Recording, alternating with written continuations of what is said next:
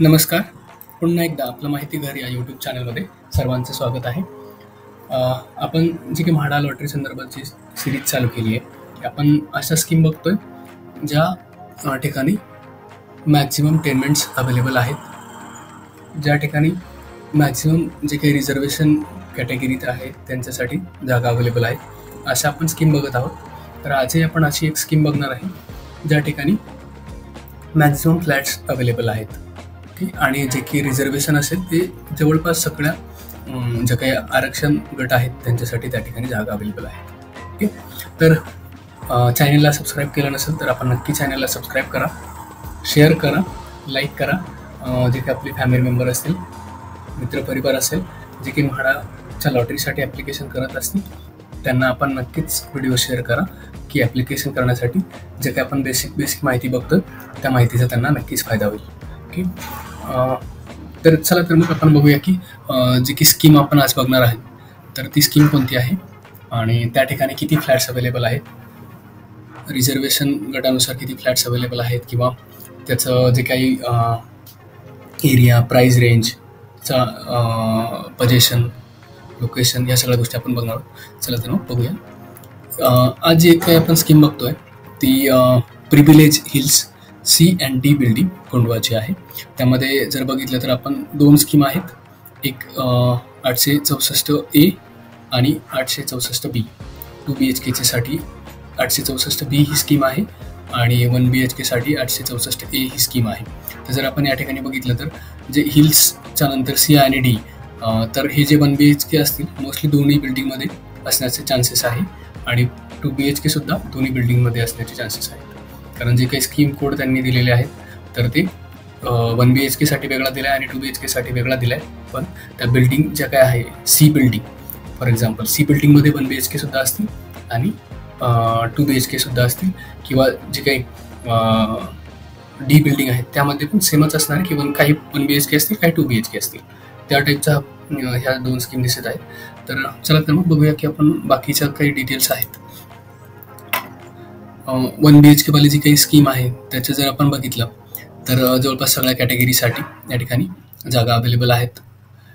Buildup area जर बघितला आपण जवळपास 350 ते 400 बिल्डअप एरिया जो आहे तो 66.44 स्क्वेअर मीटर ते 66.88, आणि जर कार्पेट एरिया जर बघितलं तर 34.60 ते 37.75, म्हणजे जवळपास 350 ते 400 जे काही स्क्वेअर फूट आहे इतका एरिया 1 BHKचा असणार आहे. आपण जर बघितलं तर 372 जो काय आहे तो कमीत कमीवाला जो काही 1 BHK आहे त्याचा एरिया आहे आणि जो काही मॅक्सिमम आपण जर बघितलं तर तो 400 जवळपास स्क्वेअर फूटचा आहे. 2 BHK जर बघितला तर तो 50 स्क्वेअर मीटर या ठिकाणी आहे. तर कार्पेट एरिया जर आपण बघितला 2 BHKचा तर तो जवळपास 550चा आहे आणि मॅक्सिमम जर आपण कार्पेट एरिया जर बघितला 2 BHK साठीचा तर तो 583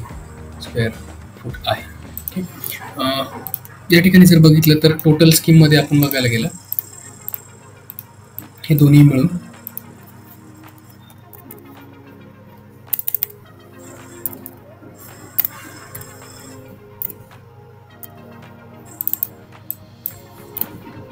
148 फ्लॅट्स अवेलेबल आहेत. ह्या स्कीममध्ये जर आपण बघितलं तर 148 आहेत. त्यात 90 1 BHK साठी आहेत आणि 58 जे काही आहेत ती 2 BHK साठी आहेत. आपण या ठिकाणी जर बघितलं तर जे काही 2 BHKची स्कीम आहे त्या ठिकाणी 58 फ्लॅट आहेत आणि 1 BHK साठी 90 फ्लॅट्स आहेत.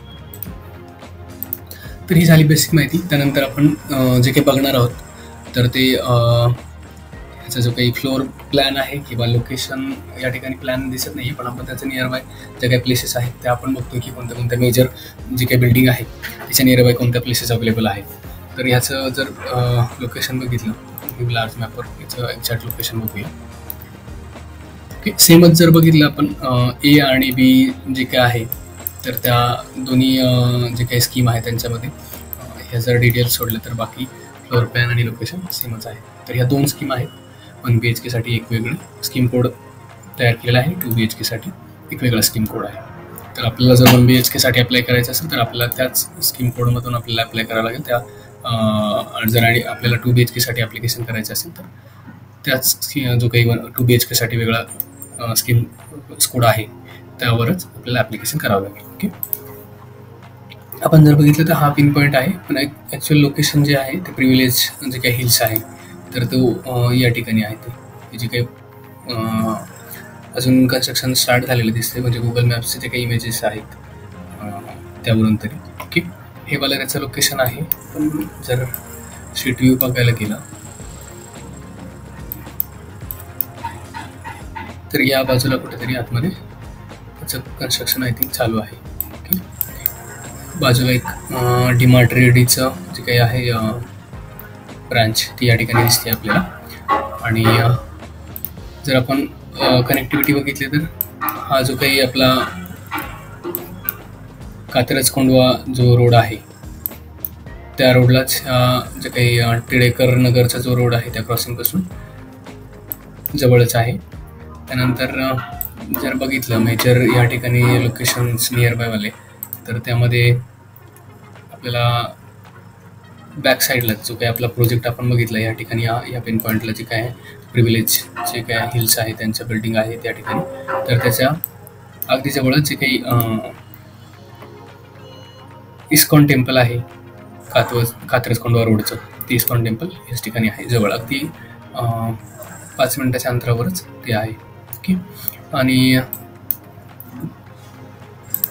कात्रज लेक आहे ह्या बाजूला, नाना नानी पार्क आहे, किंवा जो काही कात्रजचा फ्लायओव्हर आहे जो काही मुंबई पुणे बायपास फ्लायओव्हर आहे तो या ठिकाणीच आहे.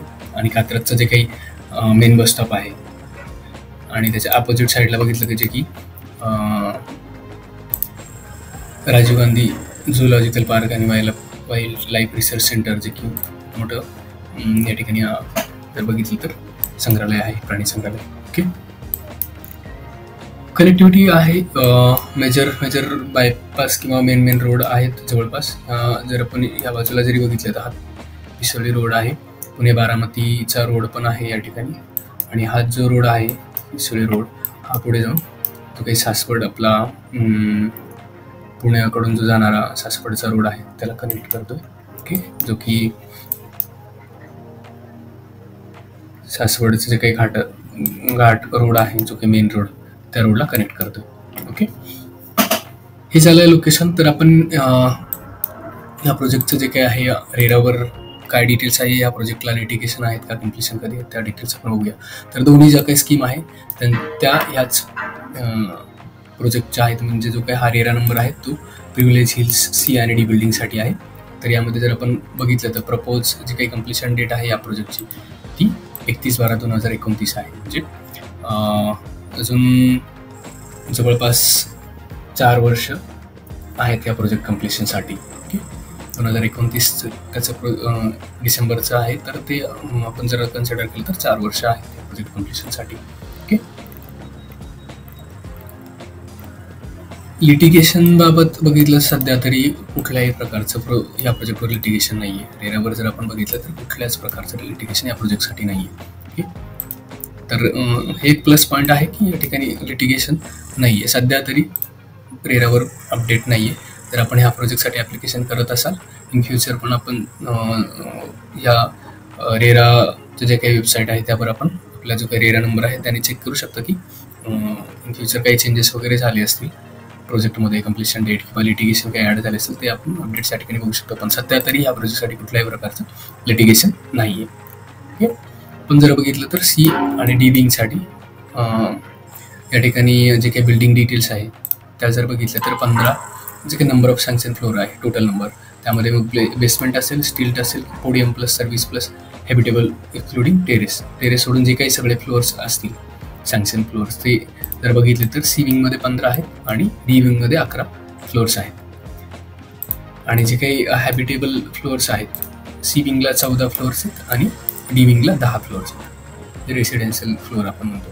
आणि जे काही सँक्शन अपार्टमेंट युनिट्स आहेत ते जर बघितले ते नॉन रेसिडेन्शियल प्लस रेसिडेन्शियल जर पकडले तर 110 आणि 80, म्हणजे C विंगमध्ये जे काय आहे 110 आहेत आणि D विंगमध्ये 80 आहेत. ओके, जे टोटल 190 आहेत. या ठिकाणी पण सेमच डिटेल्स आहे, 110 आणि जे काही 80 युनिट्स आहेत त्या ठिकाणी रेसिडेन्शियल युनिट्स. पार्किंग डिटेल्समध्ये जर बघितलं आपण ह्या जे काही विंग्स आहेत, आपण जर बघितलं बिल्डिंग सी साठी या ठिकाणी 173 टू व्हीलर कार पार्किंग आहे आणि 74 जे काही आहे 4 व्हीलर कार पार्किंग आहे. ओके, तर टोटल जे काही टोटल नंबर ऑफ पार्किंग जे अवेलेबल आहे 2 व्हीलर प्लस 4 व्हीलर 247 आहे. डी विंग साठी जर बघितलं तर 127 टू व्हीलर पार्किंग आहे, 53 ज्या काही 4 व्हीलर पार्किंग आहे. टोटल 180 ज्या काही two wheeler plus 4 wheeler parking available आहे. त्यानंतर आपण बघतो की जे महत्त्वाचं पार्ट आहे की बिल्डिंगचं जे काही लेआउट आहे, अप्रुव्हल लेआउट किंवा बिल्डिंगचा जो काही प्लॅन आहे तो कसा आहे. तर यामध्ये आपण बघूया की पहिले बिल्डिंगचं जे काही लेआउट आहे ते कशा प्रकारचं आहे.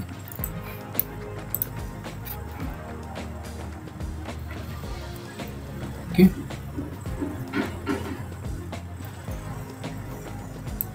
या ठिकाणी होतं सी आणि डी दोन्ही ज्या काही आहे म्हाडाच्या बिल्डिंग आहेत. त्या ठिकाणी कमर्शियल पण विंग आहेत, प्रायव्हेट किंवा जी विंग बी आहे ती प्रायव्हेट विंग आहे. आणि त्या खाली ज्या काही रेड कलरने हायलाईट केल्या त्या दोन ज्या काही आपण बघतोय सी आणि डी विंग. ओके,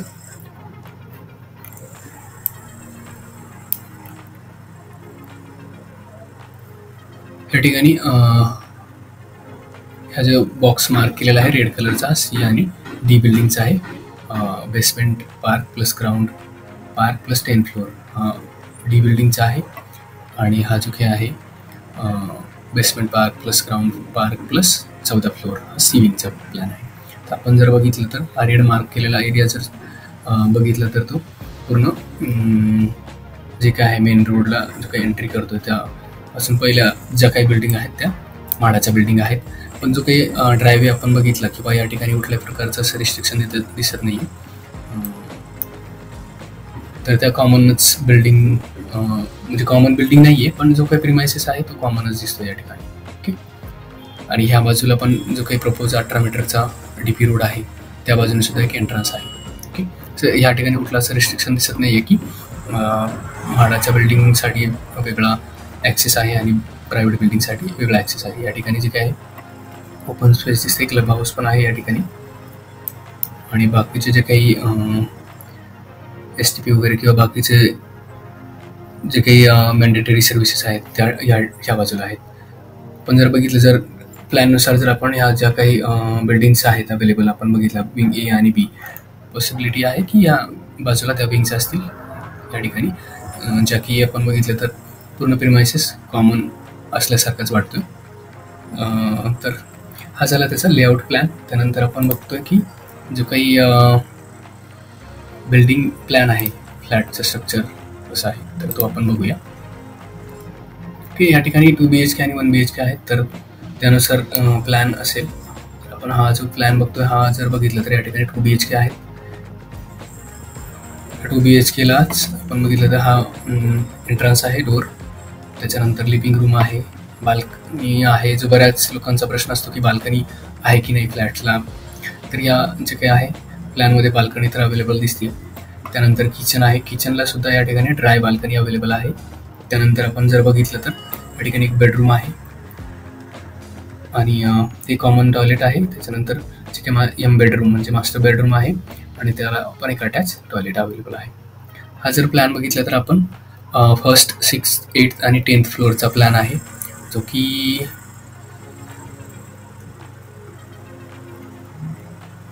डी विंगचा आहे, जो की डी विंग आपण म्हणतोय तर डी विंगचा आहे. ओके, आणि ह्या बाजूला 7th फ्लोअर जो की रिफ्यूज एरियाचा जो काही फ्लोअर आहे त्या ठिकाणी जर बघितलं तर स्ट्रक्चर आपल्याला सेमच दिसतंय की बाल्कनी, लिव्हिंग रूमला अटॅच बाल्कनी आहे, किचनला एक ड्राय बाल्कनी आहे आणि 2 टॉयलेट, एक कॉमन प्लस एक मास्टर बेडरूम, 2 बेडरूम. की हा 2 BHK दिसतो ह्या फ्लोअरला डी बिल्डिंगमध्ये. जर आपण डी बिल्डिंगचं बघितलं तर टोटल 80 जे काही आपल्याला दिसते या ठिकाणी 1st, 2nd, 3rd, 4th, 5th, 6th, 7th, 8th serial number ज्या काय आहे त्या ठिकाणी सगळे 2 BHK आपल्याला दिसत आहे. ओके, म्हणजे जी सिरीज आपण बघतोय की 101 च्या सिरीजला किंवा 102च्या सिरीजला 3, 4, 5, 6, 7, 8 8पर्यंतच्या सिरीज जर आपण बघितलं तर सगळ्या ठिकाणी आपल्याला 2 BHK मेन्शन केलेलं दिसतं या ठिकाणी. ओके.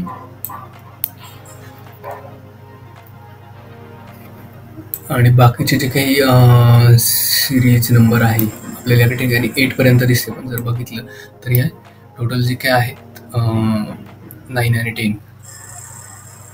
10th फ्लोअर आहे त्या बिल्डिंगमध्ये. ओके. जे काही डी बिल्डिंग आपण बघतोय, नंतर जे काही आपण दुसरा बिल्डिंग प्लॅन बघतोय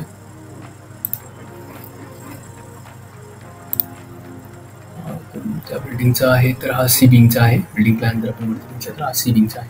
तर यामध्ये जर बघितलं तर आपण 8th फ्लोअरपर्यंतचे सिरियल नंबर दिले यांनी, तर त्यामध्ये 1, 2 फ्लोअर जर बघितलं तर 1 BHK आहे. 3, 4ची जी काही सिरीज आहे, फ्लोअर नाही सिरीज, जी काय आहे 1 BHK आहेत. 1ची सिरीज, 2ची सिरीज, 3, 4 जे काय आहेत ते 2 BHKची सिरीज फ्लॅट्स आहेत त्या सिरीजचे. 5, 6 पुन्हा 1 BHK आहे. आणि या ठिकाणी 706 आणि 1206 ह्या सिरीजमधले 6च्या सिरीजमधले जर आपण बघितले तर हे 2 फ्लॅट जे काय आहेत ते 2 BHK आहेत. 6ची सिरीजमधले हे 2 फ्लॅट जे काय आहेत 2 BHK आहेत. त्यानंतर जो काही 7वाला जर बघितला तर तो 1 BHK आहे आणि 8वाला 1 BHK आहे. ओके. 1 BHKचा प्लॅन या ठिकाणी असेल, पण तोही बघूया. 2 BHK आहे, 1 BHK. हा वाला जो काही प्लॅन आहे तो 1 BHKचा आहे. या बाजूला या बाजूला 2 BHK आहे आणि त्याच्या अपोजिटला जर बघितलं 707, 1207चा जो काय आहे तो 1 BHK आहे. आणि 6 आणि 1206 आपण जे काही 2 फ्लॅट बघितले ह्या फ्लोअरवरचे, तर त्या ठिकाणी काही 1 BHK आहेत, त्या 2 BHK आहेत. आपण 1 BHK जर प्लॅन बघितला तर प्लॅन सिमिलरच आहे. किचनला ड्राय बाल्कनी, लिव्हिंग रूमला बाल्कनी, वॉशरूम आहे इथं, आणि जे काय आहे बाथरूम, हे 2 वेगवेगळे आहेत 1 BHK मध्ये. ओके. आणि 1 बेडरूम आहे. तर सेमच आहे, फक्त 2 BHKच्या प्लॅनमध्ये जर आपण बघितलं तर या ठिकाणी जे काय आहे 1 बेडरूम एक्स्ट्रा आहे. बाकी जवळपास प्लॅन सिमिलरच दिसतं आपल्याला. याचा सेम स्ट्रक्चर दिसते. इथपर्यंत जर आपण बघितलं तर हे सेम स्ट्रक्चर आहे, फक्त जे काही बाथरूम या ठिकाणी आहे आणि जे काही 2 BHKसाठी या ठिकाणी आहे, जे की कॉमन दिसते, अटॅच नाही आहे. त्याचा एंट्रन्स जर बघितला तर आपण वेगळाच आहे, कॉमनसाठी पण ॲक्सेसिबल आहे. ओके. हा चला याचा जो काही बिल्डिंग प्लॅन आहे तो प्लॅन. ओके. त्यानंतर आपण जर बघितलं ह्याच्या नियरबायचं आपण जे कम्पॅरिझन करतो, तर या ठिकाणी सध्या तरी जे काही प्रायव्हेट बिल्डिंगचे जे काही डिटेल्स आहेत ते अवेलेबल नाही आहेत, कारण जो काही प्रोजेक्ट कम्प्लिशन आहे ते डिसेंबर 2029 दाखवत आहे. तर त्याचं सध्या तरी डिटेल्स अवेलेबल नाही आहेत. आणि जर आपण त्या एरियाचं जे काही मार्केट बघितलं तर आपण ते कम्पॅरिझन करू शकतो की सध्या जो काही कोंडवाचा जो काही एरिया आहे त्याचं जे काही मार्केट आहे ते आपण चेक करू शकतो की बाकी अदर थर्ड पार्टी बऱ्याचशा वेबसाईट आहेत, तिथे आपण ॲव्हरेज प्राईस आपण बघू शकतो. जो काही आपण 99 एकरचं जर बघितलं पेज तर त्या ठिकाणी पण त्या डिटेल्स अवेलेबल आहेत. तर आपण त्यानुसार आपण कम्पॅरिझन करू शकतो की आपला जो काही एरिया आहे त्याला कम्पेअर आपण किती एरिया आहे आणि जे काही मार्केट आहे त्यानुसार आपण कम्पेअर करून बघू शकतो. ओके. तर ॲव्हरेज जर बघितलं तर सध्या 7200चं रेट आपण या ठिकाणी जर बघितला ह्याच्यामध्ये 99 एकर्समध्ये, तर तो लास्ट 5 इयर्सचा जे काही ट्रेंड आपण जरी बघितला तोही व्यवस्थित आहे. ओके. तर धन्यवाद व्हिडिओ बघितल्याबद्दल. भेटूया आपण पुढच्या व्हिडिओमध्ये. तोपर्यंत आपण चॅनलला सबस्क्राईब करा, लाईक करा आणि आपल्या मित्रपरिवार किंवा फॅमिली मेंबर्ससोबत व्हिडिओ शेअर करा, जेणेकरून त्यांनाही ॲप्लिकेशन सबमिट करताना ह्या ज्या काही गोष्टी आहेत, बेसिक माहिती आहे, त्याचा नक्की फायदा होईल. धन्यवाद.